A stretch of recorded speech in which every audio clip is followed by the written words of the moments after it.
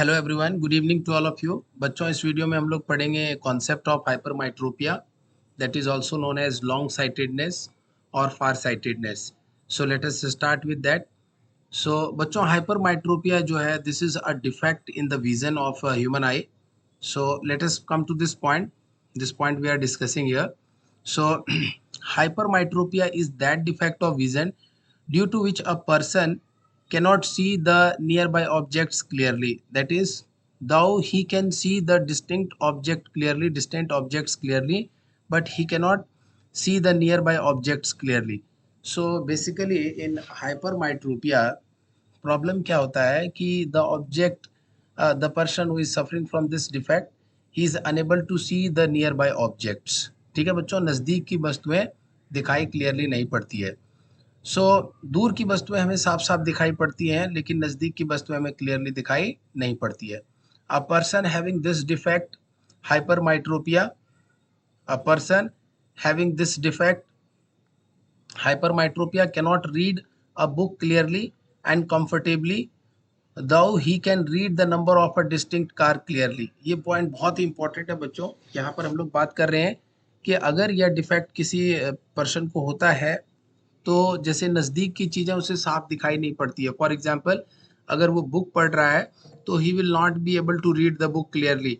But at the same time अगर कोई दूर में कोई गाड़ी अगर पास हो रही है, कार पास हो रही है, बस पास हो रही है, और अगर उसका नंबर अगर वहाँ पर देखना चाह रहे हैं, पढ़ना चाह रहे हैं, तो they can see that number, they can read that number clearly. मतलब दूर की वस्तुएं हमें साफ साफ दिखाई पड़ती हैं, बट नज़दीक की वस्तुएं हमें साफ साफ दिखाई नहीं पड़ती है।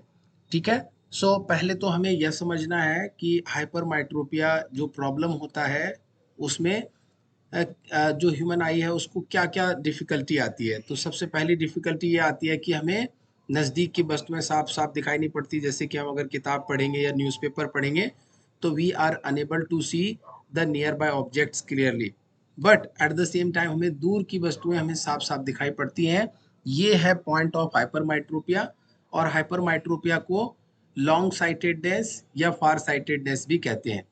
दूसरा पॉइंट बच्चों, near point of hypermetropic eye is more than 25 centimetre. जो नियर पॉइंट नॉर्मल आई का होता है बच्चों, जहाँ तक कि हम क्लियरली देख सकते हैं, हमारे आई का जो नज़दीक वाला पॉइंट होता है वो 25 सेंटीमीटर होता है। तो जैसे हाइपरमाइट्रोपिया का प्रॉब्लम होगा, तो हमें नज़दीक की वस्तुएं जो 25 सेंटीमीटर के बाद से दिखाई पड़ने लगती है, वो 25 सेंटीमीटर नहीं, कुछ और डिस्टेंस तक हमें दिखाई नहीं पड़ती हैं। मोर देन 25 सेंटीमीटर, वो डिपेंड करता है पर्सन टू पर्सन, वो वेरी करता है डिस्टेंस। ठीक है। So hypermetropia is just opposite of myopia. यहाँ पर एक और पॉइंट बोल सकते हैं कि हाइपरमाइट्रोपिया का जो प्रॉब्लम है वो अपोजिट टू मायोपिया है। इसका मतलब यह हुआ बच्चों कि हाइपरमाइट्रोपिया अगर किसी पर्सन को है, तो उसे नज़दीक की वस्तुएं साफ साफ दिखाई नहीं पड़ेंगी, लेकिन दूर की वस्तुएं हमें साफ साफ दिखाई पड़ेंगे। जैसा कि मायोपिया में हमें पता है कि मायोपिया में हमें नज़दीक की वस्तुएं साफ साफ दिखाई पड़ती हैं, दूर की दिखाई नहीं पड़ती हैं। लेकिन हाइपरमाइट्रोपिया में क्या होता है कि हमें नज़दीक का दिखाई नहीं पड़ता है और दूर का हमें साफ साफ दिखाई पड़ता है। So this is the first important point जिसको कि आपको नोट करना है, अंडरस्टैंड करना है, and I hope this is clear. So यहाँ से आगे बढ़ेंगे बच्चों, और अब हम लोग समझेंगे रे डायग्राम के बारे में। एक्चुअल में यहाँ पर ये जो रे डायग्राम है ये बहुत ही इंपॉर्टेंट है आपके लिए। This diagram is very very important. और इस डायग्राम के माध्यम से बच्चों हम लोग समझेंगे कि एक्चुअल में जो प्रॉब्लम है हाइपरमाइट्रोपिया क्या, वो क्या है, और उसको हम फिर कैसे करेक्ट कर सकते हैं, उसके लिए हम कौन सा लेंस यूज़ करेंगे जिससे कि प्रॉब्लम जो है ओवरकम हो जाएगा। तो बच्चों, जब आप इस टॉपिक को पढ़ रहे होंगे, वीडियो वॉच कर रहे होंगे, तो जो कंटेंट मैंने यहाँ पर इस वीडियो में आपको एक्सप्लेन कर रहा हूँ, इस कंटेंट को प्रॉपरली अपने नोटबुक में नोट करेंगे, सीक्वेंस में फॉलो करेंगे चीज़ों को, और डायग्राम भी प्रॉपरली ड्रॉ करेंगे। तो I hope it will be helpful for you और आपको कोई दिक्कत नहीं आएंगी। ठीक है। सो यह आई बॉल है बच्चों। यहाँ पर जो नॉर्मल आई होता है बच्चों, उसके लिए जो list distance of distinct vision होता है वो 25 सेंटीमीटर होता है। लेकिन हम लोग ए डायग्राम, जो फर्स्ट डायग्राम है, इसमें हाइपरमाइट्रोपिक आई की बात कर रहे हैं। तो जब किसी पर्सन को हाइपरमाइट्रोपिया का प्रॉब्लम होता है, तो उसके लिए अगर कोई ऑब्जेक्ट 25 सेंटीमीटर जो list distance of distinct vision है, 25 सेंटीमीटर की दूरी पर अगर कोई ऑब्जेक्ट रखा हुआ है जिसको नॉर्मल नियर पॉइंट कहते हैं, तो वहां पर जब ऑब्जेक्ट रखा हुआ है बच्चों, तो उसके लिए, उस ऑब्जेक्ट के लिए आई लेंस में जो इमेज बनता है that is behind the retina. ये रेटिना का सरफेस है, दिस इज रेटिना। तो रेटिना पर इमेज नहीं बन करके रेटिना से पीछे इमेज बनता है, रेटिना के ठीक पीछे इमेज बनता है। ठीक है बच्चों, तो जब पीछे इमेज बना, रेटिना पर इमेज नहीं बना, तो हमें ऑब्जेक्ट क्लियरली दिखाई नहीं पड़ेगा। सो यहाँ पर पीछे इमेज बन रहा है, रेटिना के ठीक पीछे बन रहा है, जिसकी वजह से कि हमें ऑब्जेक्ट क्लियरली दिखाई नहीं पड़ेगा। So this is normal near point that is 25 centimetre from the eye lens. But hypermetropic eye के लिए हम लोग फर्स्ट डायग्राम में एक्सप्लेन कर रहे हैं कि यह नियर पॉइंट पर जब ऑब्जेक्ट होगा तो इमेज बिहाइंड द रेटिना बनेगा और ऑब्जेक्ट का इमेज क्लियरली दिखाई नहीं पड़ेगा। ठीक है, सो ये होता है हाइपरमाइट्रोपिया के केस में बच्चों। अब हमें क्या करना है, सेकेंड डायग्राम में हम लोग क्या सीखेंगे इसको समझिए। Near point of hypermetropic eye. तो नियर पॉइंट एक्चुअल में 25 सेंटीमीटर अगर नहीं है हाइपरमाइट्रोपिक आई के लिए, तो क्या है, तो मोर देन 25 सेंटीमीटर। हमेशा याद रखना है कि नियर पॉइंट जो होता है बच्चों हाइपरमाइट्रोपिक आई के लिए, वह 25 सेंटीमीटर से अधिक होता है। और अधिक अब क्या होगा, वो डिफेक्ट की इंटेंसिटी पर और मैग्नीट्यूड पर डिपेंड करेगा। अगर ज़्यादा डिफेक्ट है तो उसके करस्पॉन्डिंग शिफ्ट होगा। हमने मान लिया कि जो भी डिफेक्ट है उसके लिए नियर पॉइंट, जो नॉर्मल विजन का नियर पॉइंट 25 सेंटीमीटर है, उस पर ना होके उससे ज़्यादा है। हमने यहाँ पर मान लिया ये जो है एन डैश जो है यह नियर पॉइंट है डिफेक्टिव आई का, या वैसे आई का जिसको हाइपरमाइट्रोपिया का प्रॉब्लम है। यहाँ पर हमने एन डैश को जो है नॉर्मल नहीं, यह कैसा है, डिफेक्टिव आई का नियर पॉइंट है। ठीक है, और यहाँ पर हमने ऑब्जेक्ट को रखा है ओ। और जब यहाँ से लाइट रे बच्चों हम भेजेंगे, तो यह लाइट रे after getting refracted from this eye lens, they are forming the image of the object at the retina। so ये एग्जैक्ट लोकेशन है बच्चों जहाँ पर की इमेज बन रहा है। अब हमें ऑब्जेक्ट दिखेगा, नाउ विजिबल है। और जब विजिबल होगा बच्चों ऑब्जेक्ट, तो जो डिस्टेंस है आई लेंस से बच्चों, that will be the near point of this defective I, that will be the near distance, जहाँ तक कि हम ऑब्जेक्ट को, जहाँ के बाद से हम ऑब्जेक्ट को क्लियरली देख सकते हैं। So this is the near point of the defective eye, जो कि आप देख सकते हैं डी, जो कैपिटल डी 25 सेंटीमीटर है उससे ज़्यादा है। अगर हम इसको डी डैश कहें बच्चों फॉर द टाइम बिंग, तो this D dash will always be more than D. ये जो डी डैश है यह हमेशा डी से ज़्यादा होगा। डी डैश क्या है बच्चों, this is the near point of the defective eye, जो 25 सेंटीमीटर से ज़्यादा है। और डी क्या है, this is the near point of the normal eye. और नॉर्मल आई का जो नियर पॉइंट होता है बच्चों वह 25 सेंटीमीटर होता है। ठीक है, सो डी डैश जो है वो हमेशा डी से ज़्यादा होगा जब भी हाइपरमाइट्रोपिया का प्रॉब्लम होगा। थर्ड केस बच्चों हम लोग डिस्कस करेंगे, see diagram, correction of for hypermetropic eye. Correction for hypermetropic eye, तो इसे करेक्शन कैसे करें। तो करेक्शन करने के लिए बच्चों हमें नियर पॉइंट को भी 25 सेंटीमीटर ही रखना है, ऑब्जेक्ट भी हमें क्लियरली दिखाई पड़े और इमेज भी रेटिना पर बने। तो इसके लिए हमें क्या करना पड़ेगा, इसके लिए हम लोग क्या करेंगे बच्चों, एक कॉन्वेक्स लेंस को यहाँ पर यूज़ करेंगे। और in front of eye lens हम लोग अपने स्पेक्टेकल में, चश्मे में बच्चों कॉन्वेक्स लेंस का यूज़ करेंगे। और जब कॉन्वेक्स लेंस को यूज़ करेंगे तो आप देख सकते हैं जो डिफेक्टिव आई का नियर पॉइंट था वहाँ से जब लाइट रे आएगा, तो after getting refraction from this convex lens they will fall onto this eye lens, and after refraction from eye lens they are meeting at this point, that image point that is on retina। दूसरा रे के लिए भी हम लोग देख सकते हैं, that is meeting at retina, this is the image point।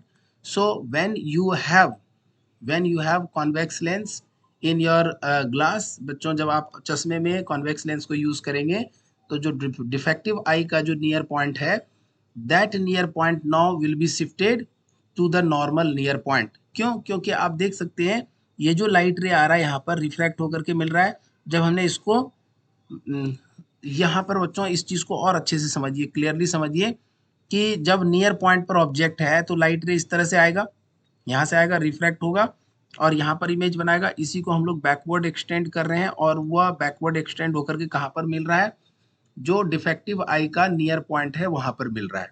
ठीक है, सो यह जो है बच्चों, यह लेंस को यूज करने के बाद हमें कैसे हेल्प मिल रहा है, तो ये जो कन्वर्जिंग लेंस है, ये जो एक्स्ट्रा कन्वर्जिंग लेंस है बच्चों, इसके पावर के सपोर्ट से हमारा आई लेंस क्या कर पाएगा, इस ऑब्जेक्ट का जो इमेज बिहाइंड द रेटिना बन रहा था उसको खींच करके वापस कहाँ पर लेके आ जाएगा, रेटिना पर लेकर के आ जाएगा।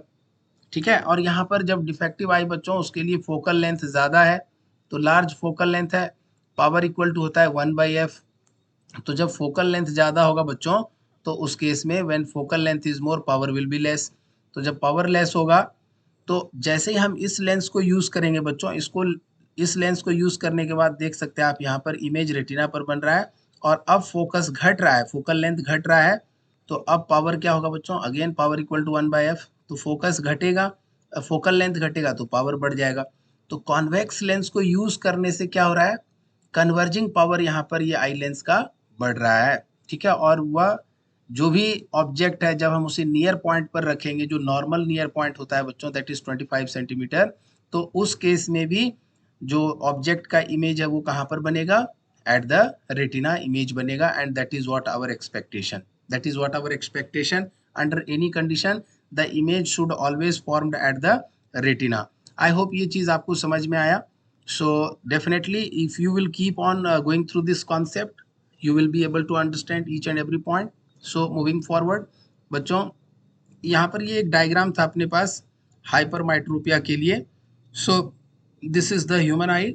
So this liquid whatever we have inside this eye, that we are calling as vitreous humor. So this is just for understanding, and this is optic nerve through which the electrical signal is sent to the brain, and where we are going to translate the image of the object into our brain in such a way that we can understand the image of the object. So बच्चों, generally हाइपरमाइट्रोपिया का जो problem होता है, जिसे हम long sightedness भी कहते हैं, वह दो कारण से होता है। फर्स्ट कारण क्या है, due to low converging power of the eye lens. देखिए यहाँ पर फोकल लेंथ ज़्यादा है, फोकल लेंथ जब ज़्यादा है बच्चों तो पावर क्या होगा, कम होगा। तो आई लेंस का जब कन्वर्जिंग पावर डिक्रीज हो जाता है, आई लेंस का कन्वर्जिंग पावर जब डिक्रीज होगा, तब ऐसा सिचुएशन होता है बच्चों, और उस केस में इमेज ऑफ ऑब्जेक्ट जो है वो बिहाइंड द रेटिना बनता है, और फोकल लेंथ बड़ा हो जाता है बच्चों। फोकल लेंथ आई लेंस का क्या होता है, बड़ा होता है। तो फर्स्ट कारण क्या है कि पावर का जो लेंस का जो पावर है, आई लेंस का जो पावर है, कन्वर्जिंग पावर, वो डिक्रीज हो जाता है। ठीक है, due to large focal length, focal length बढ़ेगा तो पावर डिक्रीज होगा। दूसरा पॉइंट क्या है, due to eyeball being too short. आँख का जो बॉल है बच्चों, आई बॉल जो है वो शॉर्ट हो जाता है, ये छोटा पड़ जाता है। आई बॉल जो है वो क्या हो जाता है, ओवरऑल आई बॉल छोटा हो जाता है। So due to eyeball being too short, बहुत ज़्यादा छोटा होने के कारण भी यह डिफेक्ट होता है। नेक्स्ट इज हाइपरमाइट्रोपिया जो है, इसको करेक्ट कैसे करते हैं, तो बाय यूजिंग, जैसा हम लोगों ने डिस्कस किया, इसको करेक्ट करने के लिए हम लोग अपने चश्मे में कौन सा लेंस का प्रयोग करते हैं, कॉन्वेक्स लेंस का प्रयोग करते हैं। So we use in our spectacles convex lens. Convex lens जब हम यूज़ करेंगे बच्चों, तो इस डिफेक्ट को हम ओवरकम कर सकते हैं। और कॉन्वेक्स लेंस जब हम यूज़ करते हैं तो ये किस तरह से हमें हेल्प करता है, जैसा कि हम जानते हैं कॉन्वेक्स लेंस का पावर पॉजिटिव होता है बच्चों, power is equal to 1/f। Convex lens का फोकल लेंथ पॉजिटिव होता है, इसलिए पावर भी पॉजिटिव होगा। और जब पावर पॉजिटिव होगा बच्चों, तो under that condition overall power जो होगा, eye lens plus eye lens का पावर और प्लस जो चश्मे में यूज़ किया हमने लेंस, कॉन्वेक्स लेंस, उसका पावर, ये दोनों पावर जो है ये एडेड हो जाएगा और कन्वर्जिंग पावर बढ़ेगा। तो लाइट रे, जो लाइट रे ऑब्जेक्ट से आ रहा होगा वो इजीली रेटिना पर क्या हो जाएगा, कन्वर्ज हो जाएगा। So convex lens used for correcting hypermetropia should be of such a focal length or power that it forms a virtual image of the object placed at the normal near point of 25 centimeter at the near point of hypermetropic eye। इस point को दोबारा repeat कर लेते हैं। कह रहे हैं कि the convex lens used for correcting hypermetropia should be of such a focal length that it forms a virtual image of the object placed at the normal near point of 25 centimeter at the near point of hypermetropic eye।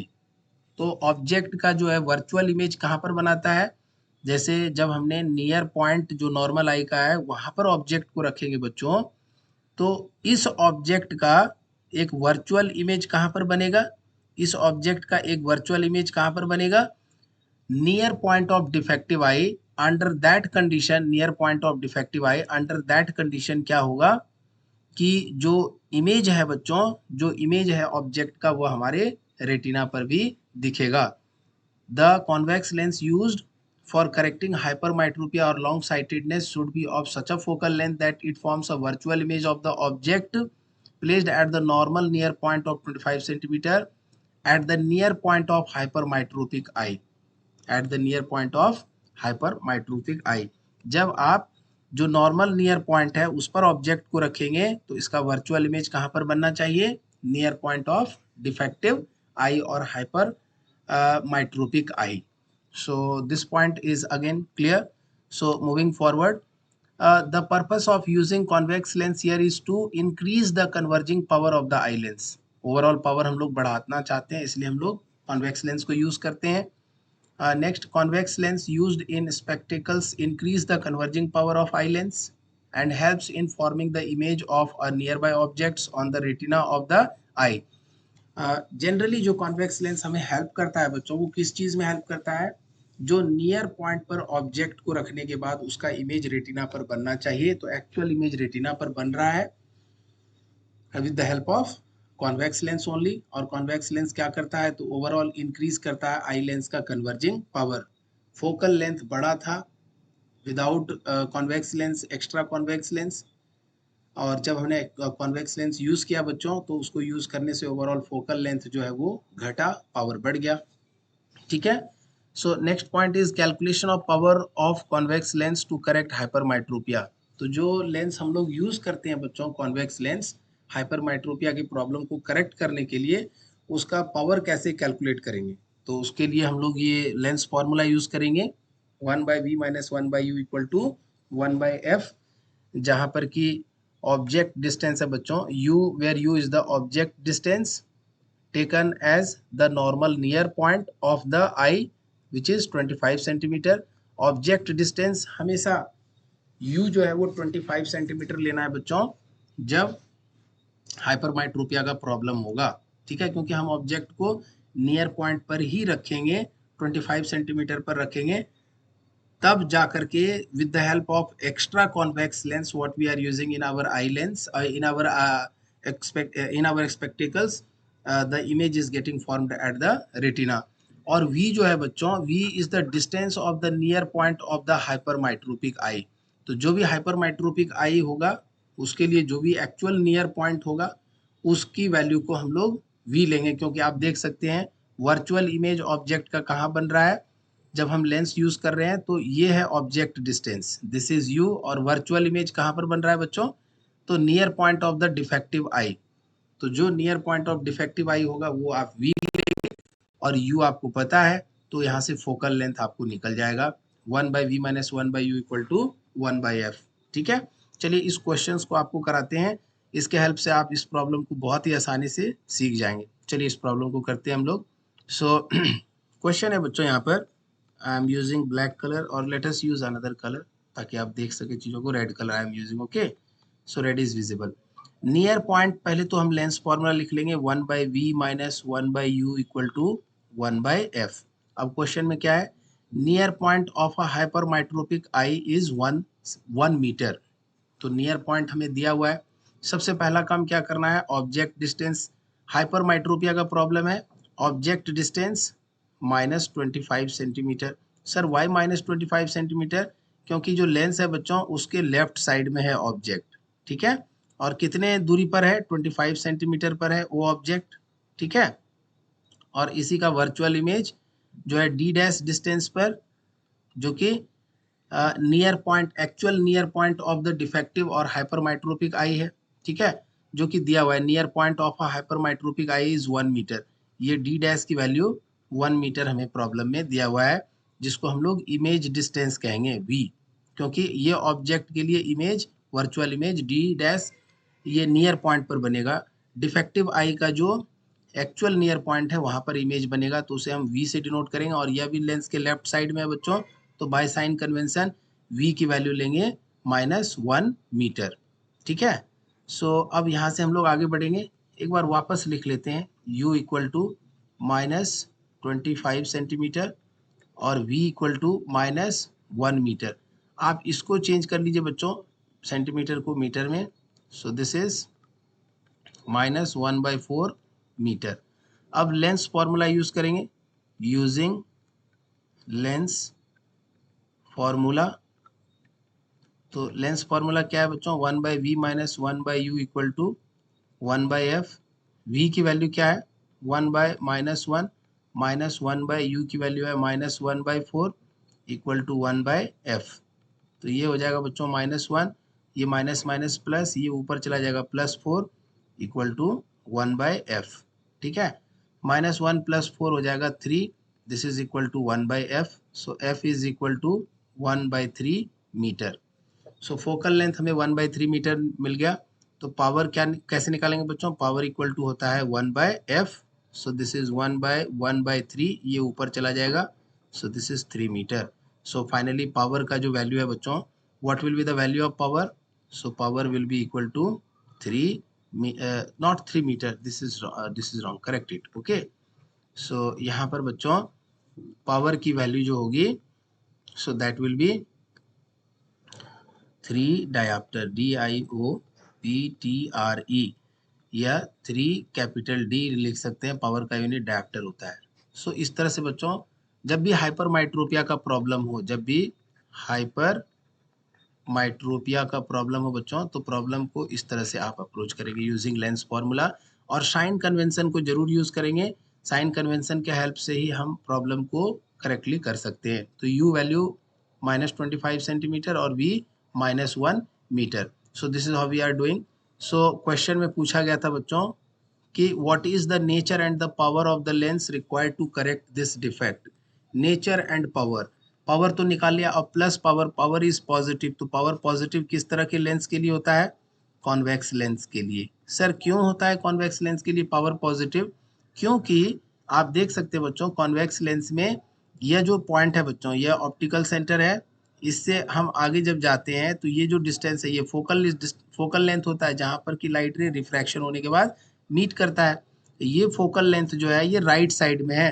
तो sign convention हमें सिखाता है बच्चों कि जब भी sign convention हमें यह सिखाता है कि जब भी हम एक और स्लाइड यहाँ पर ऐड कर सकते हैं, जब भी बच्चों जब भी हम लोग आगे बढ़ते हैं, यहाँ पर एक पॉइंट आपको एक्सप्लेन करने के लिए, साइन कन्वेंशन हमें सिखाता है बच्चों, this is the optical centre, ये जो पॉइंट है बच्चों दिस इज ऑप्टिकल सेंटर, इसके लेफ्ट जो भी डिस्टेंस लेंगे वह नेगेटिव लेंगे और इसके राइट में जो भी डिस्टेंस लेंगे वह पॉजिटिव लेंगे। तो फोकल जो है, फोकस जो है वो राइट साइड में है, फोकल लेंथ भी राइट साइड में होगा, पॉजिटिव होगा, तो पावर पॉजिटिव होगा। और पावर पॉजिटिव किस तरह के लेंस के लिए होता है, कॉन्वेक्स लेंस के लिए, जिसे हम लोग कौन सा लेंस कहते हैं, और अदर नेम क्या है, converging lens. So this is also known as converging lens. So I hope यह वीडियो आपको हर तरीके से समझ में आया and it is helpful for you. So बच्चों आप सारे कंटेंट्स को प्रॉपरली समझिए, उसको नोट करिए अपनी कॉपी में, और जो भी कॉन्सेप्ट मैंने इस वीडियो में बताया है उसको अच्छे से वॉच करिए, देखिए, आपको ज़रूर हेल्प मिलेगा इस वीडियो से। बाकी आगे भी हम वीडियो बनाते रहेंगे, जो भी कंटिन्यूएशन में टॉपिक्स है, जैसे हाइपरमाइट्रोपिया के बाद कॉन्सेप्ट ऑफ जो है प्रेस बायोपिया है, तो उसको भी हम लोग डिस्कस करेंगे। कैटरैक्ट्स है, या और भी जो भी रिलेटेड टॉपिक्स है ह्यूमन आइज से, या और भी 10th क्लास के जो चैप्टर्स हैं, सभी चैप्टर्स के एक एक करके वीडियो हम बनाते रहेंगे आपके लिए। आप इसको अच्छे से वॉच करिए और अच्छे से वीडियो को देखिए और कंटेंट को नोट करिए, और बी सेफ, अच्छे से रहिए। आज के लिए इस वीडियो में इतना ही, मिलते हैं अगले वीडियो में। थैंक यू बच्चों।